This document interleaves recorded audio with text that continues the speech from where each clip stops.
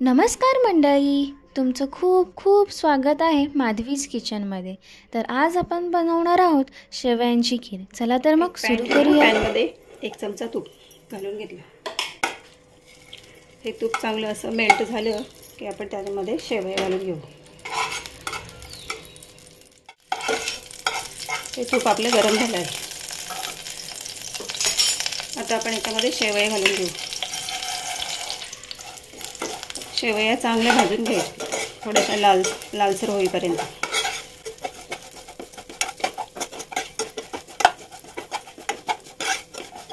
आता शेवया आपल्या चांगल्या भाजून झाल्या आहेत। त्याच्यामध्ये आपण ड्रायफ्रुट्स घालू।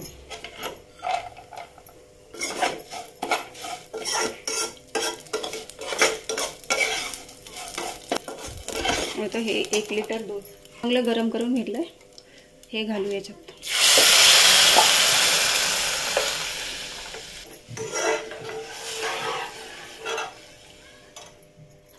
नंतर 1 वाटी साखर।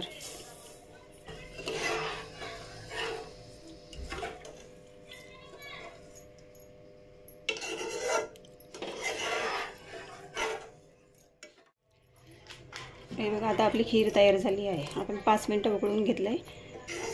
छान याला कलर पण आलाय।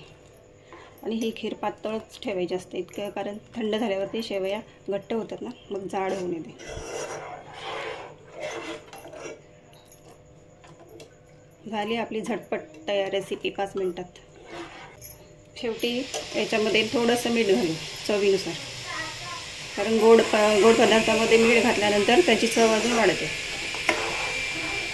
त्या खिरीमध्ये दूध घातले त्याच्यामुळे मीठ हे शेवटी घातलं, नाहीतर मग दूध खराब होतं।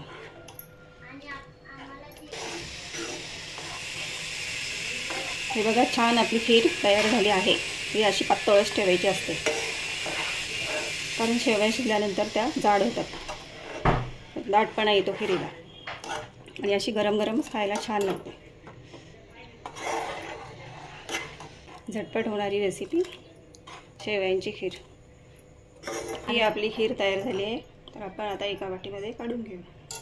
तर आपली झटपट अशी शेवयांची खीर अगदी 5 मिनिटात तयार झालेली आहे। मग तुम्ही करून पहा आणि कमेंट करून मला नक्की कळवा। रेसिपी आवडली असेल तर चॅनलला सबस्क्राईब करायला विसरू नका। शेअर आणि बेल आयकॉनचं बटन दाबायला विसरू नका। चला तर मग खा आणि मस्त रहा।